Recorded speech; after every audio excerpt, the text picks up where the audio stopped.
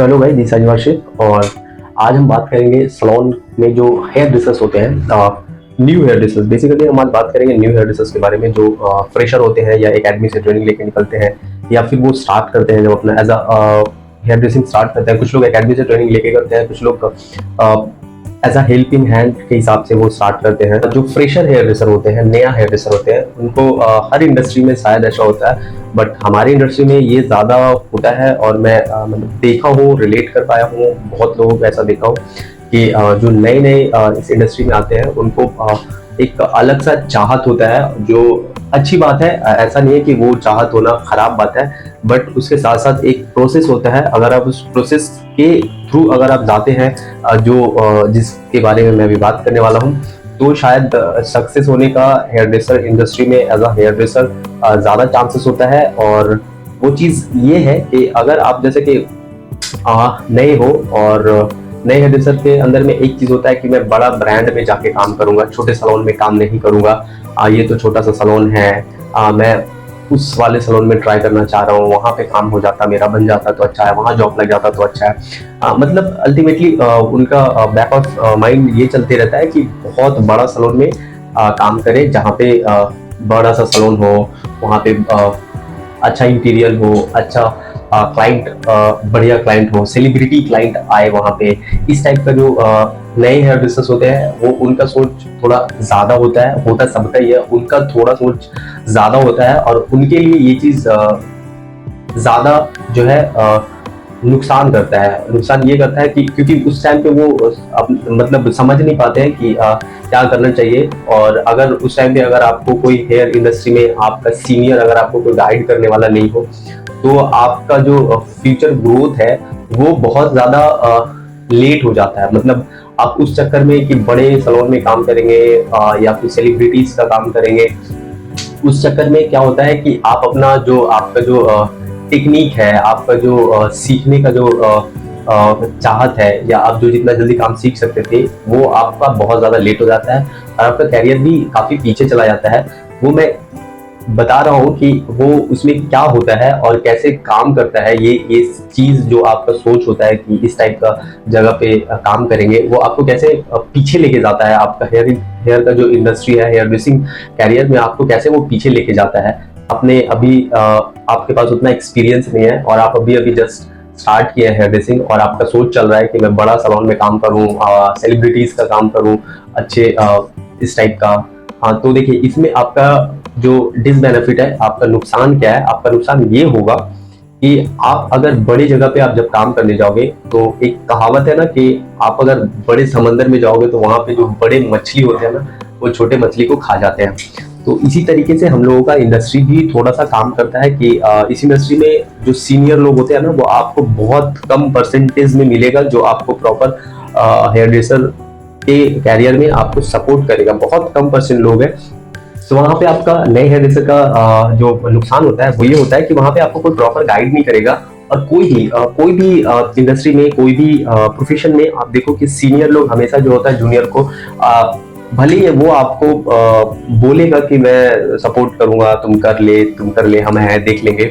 But जब आप किसी काम में फंस जाओगे, भयंकर टाइप का जब आप फंस जाओगे, तो वहां पे लोग ना पीछे हट जाते हैं कि चल ले, अब तू संभाल, अब देखते हैं कितना कहाँ से सीख के आया है, क्या क्या किया है। ठीक है। तो और बहुत सारे हेयर ड्रेसर तो ऐसा होता है कि जूनियर लोगों को मतलब सेलेक्ट करके क्लाइंट दिया जाता है, दे देता है कि ये क्लाइंट थोड़ा सा फंसी है, या थोड़ा सा जल्दी सेटिस्फाइड नहीं होता किसी का काम से, या हर काम में कुछ ना कुछ ये, मतलब ये क्लाइंट अगर नया बंदा को देखा तो ये झमेला खड़ा कर देता है। तो लोग ना, सीनियर लोग ना ऐसा करते हैं जूनियर लोगों के साथ कि उस टाइप का क्लाइंट को दे देते हैं कि जा तुम इसका काम कर, और अल्टीमेटली बंदा फंस जाता है। तो और भी बहुत सारा है कि आपको बड़ी जगह पे आप जब अपना इनिशियली कैरियर का इनिशियली में जब आप चाहोगे बड़े सैलून पे, या बहुत उस टाइप का जो मैंने पहले बात किया कि वैसे क्लाइंट्स का काम करना, तो वहां का सीनियर लोग आपको हेल्पर बना के रख देंगे। आपसे वो सारा चीज जो आपको रिक्वायरमेंट है, जो आपको जरूरत है सीखने का, वो चीजों पे आपको फोकस नहीं करवा के आपसे वो अलग अलग काम करवाएंगे। लाइक हेल्पिंग हैंड की, हेयर होल्ड करो, बोल ब्रश वॉश कर दो, ठीक है, कटिंग शीट लगा दो, शैम्पू कर दो एंड ऑल, ये सारा कुछ। देखिए आप इनिशियली स्टार्टिंग में ये सारा कुछ करना पड़ता है एक न्यू हेयर ड्रेसर्स को, बट इसके साथ साथ में अगर आपको प्रॉपर गाइड नहीं कर रहा कि मैं क्या कर रहा हूँ एज अ सीनियर, और ये कैसे होगा, ये करने से क्या खराबी हो सकता था, क्या इसका मतलब रिक्वायरमेंट था, ये सारा कुछ अगर एक जूनियर हेयर ड्रेसर को गाइड किया जाता है तो वो बंदा ना ग्रो करता है जल्दी। पर उस टाइप का सलून में आपको इस टाइप का सीनियर हेयर ड्रेसर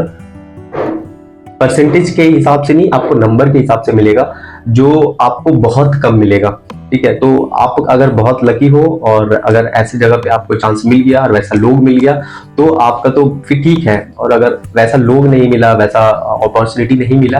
तो क्या होगा, आपने वहां पे कुछ सीखने के ख्वाहिश से, सीखने के आप चाहत से गए हो और आपको वहां पे 1 साल 2 साल आपने टाइम दे दिया और आप जहां थे वहीं रह गए, आपका टेक्निकल कुछ ग्रोथ नहीं हुआ, प्रोग्रेस नहीं हुआ।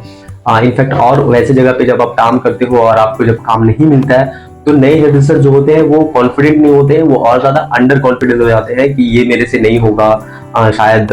क्योंकि ऐसे लोग हेयर ड्रेसर जो होते हैं ना, वो गलत क्लाइंट को, न्यू हेयर ड्रेसर को जब दे देते हैं तो वो क्या होता है, काम खराब हो जाने के बाद क्लाइंट 4 बात बोल के चला जाता है, हेयर ड्रेसर भी साथ में बोलना स्टार्ट करता है ये सही नहीं हुआ है। तो न्यू हेयर ड्रेसर हमेशा अंडर कॉन्फिडेंस हो जाते हैं। हेयर ड्रेसर्स के लिए जो होते हैं, जो आप फ्रेशर हो, आप अभी स्टार्ट कर रहे हो हेयर ड्रेसिंग कैरियर, ये मैं बेसिकली ये बात इसलिए कर रहा हूँ क्योंकि मेरे एकेडमी में भी जो सारे स्टूडेंट्स हैं, तो मैं उन लोगों को देखता हूँ, एब्जॉर्ब करता हूँ, उनसे बात करता हूँ, तो मेरे को ये फील होता है और मैं बात भी करता हूँ। तो कुछ स्टूडेंट्स जो है जो ओपनली बताते भी है कि मेरे को ये करना है लाइफ में, ये करना है, इनिशियली मेरे को ऐसा ख्वाहिश है, ये करना चाहते हैं। तो मैं स्पेशली उन लोगों के लिए मतलब बात कर रहा हूँ कि स्टार्टिंग में आप बड़ा कुछ ना सोचे, अगर आप सोच भी रहे हैं तो वो आप सोचे प्रैक्टिकली, आप छोटे छोटे चीजों से स्टार्ट करें। आप अगर बड़ा सोच रहे हैं तो सोचना कोई बड़ी चीजें सोचना गलत बात नहीं है, अच्छी बात है, आप सोच सकते हो। उसको सोच के अपने अंदर रखें, इधर रखें और छोटा छोटा चीज से स्टार्ट करें, छोटे छोटे गोल्स बनाए अपना कि चलो ठीक है, मैं किस चीज में वीक हूँ, मैं किस काम में वीक हूँ। For example gents hair cut में मैं वीक हूँ, शेविंग में वीक हूँ, ब्लो ड्राई में वीक हूँ, मेरा केमिकल वीक है। ओवरऑल एक हेयर ड्रेसर्स में कुछ ना कुछ एक पार्ट होता है जो थोड़ा वीक होता है। हर कोई ऐसा नहीं होता कि ऑल ओवर में एकदम सेम टू सेम उसका काम होता है। कुछ लोग बहुत अच्छा ब्लो ड्राई करते हैं, कुछ लोग बहुत अच्छा हेयर कट करते हैं, कुछ लोग बहुत अच्छा कलर क्रिएट करते हैं। तो हर किसी का एक अलग अलग जो होता है कि मतलब टैलेंट होता है कि वो चीज उनका अच्छा प्रैक्टिस होता है तो हो जाता है। तो सबसे पहले तो आप अपने उस चीजों पे ध्यान दें कि मैं किस चीज में वीक हूँ और मुझे डर किस चीज में लगता है नए हेयर ड्रेसर्स को, कि अगर ये काम आ गया तो पता नहीं हम कर पाएंगे कि नहीं, या आप खुद जो आप अंदर सोच रहे हो वो बाहर अगर किसी को नहीं दिख रहा है फिर भी आप अंदर तो सोच रहे हो ना कि मैं किस काम में वीक हूँ और अंडर कॉन्फिडेंट हूँ, तो आप कोशिश करो वो काम ज्यादा करने का, वो काम का ज्यादा प्रैक्टिस करो, डमी पे प्रैक्टिस करो, अपने कलीग्स पे प्रैक्टिस करो, उस बारे में सोचते रहो, विजुअलाइज करते रहो, तो आपका वो काम होगा। ये आपको क्या होगा, ये आपको बड़े सैलून में आपको नहीं मिलेगा कि आपको वैसा ओपनली क्लाइंट मिलेगा या कलीग्स आपके हवाले कर देगा हेयर। तो ये सारा चीज आप एक जब छोटे सैलून से स्टार्ट करोगे, मीडियम सैलून से स्टार्ट करोगे, जहाँ क्लाइंट का फ्लो है, कलीग्स आपके साथ बहुत अच्छा फ्रेंडली हो जाते हैं, ठीक है, ये इस टाइप का आप जगह से जब स्टार्ट करोगे तो आपका स्टेप बाय स्टेप जो चीज आप वीक है उसको आप प्रॉपर करते जाओगे। एंड देन दूसरा जो होता है, जो मोस्ट इंपॉर्टेंट होता है कि जैसे कि मैंने पहले स्टार्टिंग में ही बोला कि लोग चाहते हैं कि बड़ा ब्रांड में काम करना, बड़ा ब्रांड, बड़ा सैलून जहाँ पे अच्छा जिस सैलून का बहुत अच्छा नाम है, हर कोई जानता है, वैसे जगह पे काम करे ताकि हम अपने दोस्त यार को घर में बता सके कि मैं इस सैलून में काम करता हूँ। सो सबसे पहले तो आप हर हेयर ड्रेसर को, वो चाहे जूनियर हो, सीनियर हो या जिस लेवल का हेयर ड्रेसर हो, सबसे पहले तो ये आपको इधर बिठाना पड़ेगा कि वो जो ब्रांड है वो ब्रांड खुद से नहीं बना है, उसको एक हेयर ड्रेसर नहीं बनाया है, एक उस ब्रांड के अंदर काम करने वाले लोगों ने ही उसको ब्रांड बनाया है। तो वो ब्रांड आप भी बना सकते हो, बट उस ब्रांड बनाने के लिए आपको वैसा बनना पड़ेगा, उसमें बहुत सारा मेहनत पड़ता है, बहुत सारा डिसिप्लिन पड़ता है। जो सबसे पहला चीज आता है वो डिसिप्लिन आता है। तब जो नए हेयर ड्रेसर होते हैं उनमें डिसिप्लिन का बहुत ज्यादा प्रॉब्लम होता है। हेयर ड्रेसिंग इंडस्ट्री में सबसे पहले डिसिप्लिन आपको ठीक करना पड़ेगा। आप आपको खुद पता होगा। डिसिप्लिन मतलब एक सलून में जो डिसिप्लिन होता है कि ऐसे रहना है, ऐसे ये सिस्टम है, इतना टाइम आना है, ये टाइम जाना है, जाने का टाइम, आने का टाइम, यूनिफॉर्म, प्रॉपर क्लीन रहना, सही से बात करना। जो बात करने का है हमारी इंडस्ट्री में, बात करना जो है ये सबसे ज्यादा इंपॉर्टेंट है कि आप बात जो कर रहे हो वो कैसे कर रहे हैं, आपका जो मुंह से वर्ड निकल रहा है वो किस टोन में निकल रहा है। मे बी आप हो सकता है कि आपने कुछ क्लाइंट से बात किया और वो आप अपने हिसाब से आपको लगा कि मैंने बहुत अच्छा बात किया, लाइट बात किया और ऐसे ही बोलना चाहिए, पर क्लाइंट को सामने वाले को बुरा लग गया। तो ऐसा आपको फ्लेक्सिबल होना पड़ेगा कि कौन सा क्लाइंट के साथ कितना और किस लाइन तक का बात करना चाहिए। कभी कभी ऐसा होता है कि हमारे इंडस्ट्री में बहुत, एक सलून में काफी दिनों से जो क्लाइंट होता है रेगुलर होता है, तो आप उसको टेकिंग फॉर ग्रांटेड नहीं ले सकते हैं। वो कभी भी आपका बातों का बुरा मान सकता है, आपका बात से हर्ट हो सकता है और आपको वो कुछ बोल सकता है, सुना सकता है या फिर आपका सलून आना बंद कर भी सकता है। तो डिसिप्लिन, आपका बात आप कैसे थ्रो कर रहे हो, सबके साथ आप एक जैसा, हर क्लाइंट के साथ एक जैसा बात नहीं कर सकते क्योंकि हर क्लाइंट का माइंड एक जैसा नहीं होता, हर क्लाइंट एक जैसा नहीं होता। तो आपको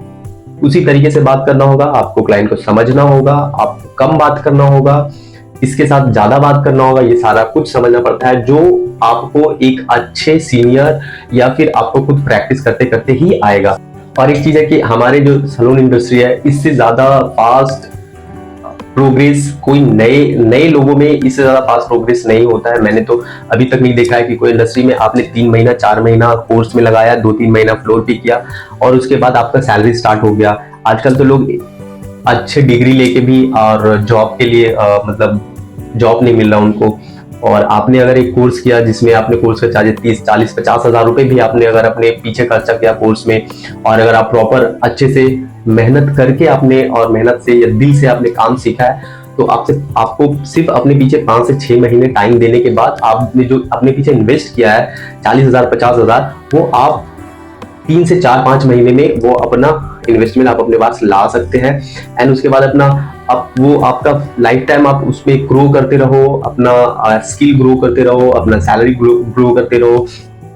और अपने लाइफ में कुछ अच्छा कर लो। सो इससे फास्ट सलून इंडस्ट्री से फास्ट ग्रोथ हेयर ड्रेसर के लिए या एम्प्लॉय के लिए या ओनर के लिए भी शायद नहीं है, क्योंकि यहाँ पे बहुत ज्यादा अपॉर्चुनिटी होता है, बट आपको थोड़ा सा डिसिप्लिन करना होगा, आपको पेशेंस रखना होगा। बहुत सारे हेयर ड्रेसर ऐसे होते हैं कि 3 महीना 4 महीना में चाहते हैं कि वो हेयर ड्रेसर हो जाए और वो उनको 10-12-15-20 हज़ार सैलरी मिलना स्टार्ट हो जाए। तो ये तो पॉसिबल नहीं होता, आपको थोड़ा अपने पीछे टाइम देना होगा। बहुत सारे लोगों का हो जाता है, ठीक है, तो आपको उसके साथ मैच करना होगा कि वो उसने ऐसा क्या किया जो उसका हो गया, मैं ऐसा क्या कर रहा हूँ। जो सब एक जैसे नहीं होते हैं, किसी का थोड़ा 1-2 महीने टाइम ज्यादा लेते हैं क्योंकि उनका मेंटली लेवल, स्किल लेवल एक जैसा नहीं होता। तो आपको टाइम देना होगा, अपने पीछे पेशेंस रखना होगा, और हर किसी का प्रॉब्लम होता है लाइफ में, सबका होता है, वो प्रॉब्लम के साथ ही आपको आगे बढ़ना होगा। ये बेसिकली न्यू हेयर ड्रेसर्स जब बिगिनर जो होते हैं, स्टार्ट जो करते हैं, उनके प्रॉब्लम होता है। सो और इस इंडस्ट्री में बहुत ऐसा बड़े घर का लोग तो होते नहीं है, आते नहीं है, ठीक है, मिडिल क्लास के लोग आते हैं जिनको घर पे प्रॉब्लम होता है, लाइफ में प्रॉब्लम होता है, तो उनको उसी के साथ ग्रो करना होता है। और आज जो भी हेयर ड्रेसर, अच्छे हेयर ड्रेसर्स है जिनको मैं कुछ लोगों को जानता हूँ, तो ऐसा नहीं है कि सब बिना स्ट्रगल के पहुंच गए। एक टाइम में उनके लाइफ में भी हर चीज का प्रॉब्लम था, पैसा का प्रॉब्लम था, काम का प्रॉब्लम था, बट उसको लेके चलते चलते वो एक टाइम पे वो पहुंच गए उस जगह पे जो आज अच्छा काम कर रहे हैं और अच्छा लाइफ भी अपना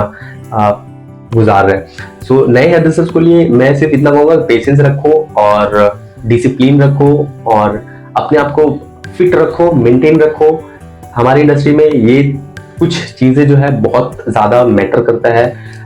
जो आपको रखना होगा, तब आप अपने हेयर ड्रेसिंग कैरियर में बहुत आगे तक जाओगे। ये 3-4 चीजें अगर आपने मेंटेन कर लिया प्रॉपर, जिसको आप अपने लाइफस्टाइल में रेगुलर मिस नहीं करने का, आप मिस हो ही नहीं सकता इस टाइप का, अगर आपने उस चीजों को अपने लाइफस्टाइल में डाल लिया तो। So thank you so much, और आई होप कि अच्छा लगा हो। ये बेसिकली न्यू हेयर ड्रेसर्स के लिए था, बिगिनर फ्रेशर्स लोगों के लिए मेरा एक छोटा सा वीडियो था कि आप पेशेंस रखो और हिम्मत मत हारो, काम तो करना ही है। आप यहाँ से छोड़ के कहीं चले जाओगे तो काम तो आपको करना ही पड़ेगा। So thank you so much, मिलते हैं नेक्स्ट वीडियो में, तब तक के लिए बाय बाय, टेक केयर और हार्ड वर्क करते हैं।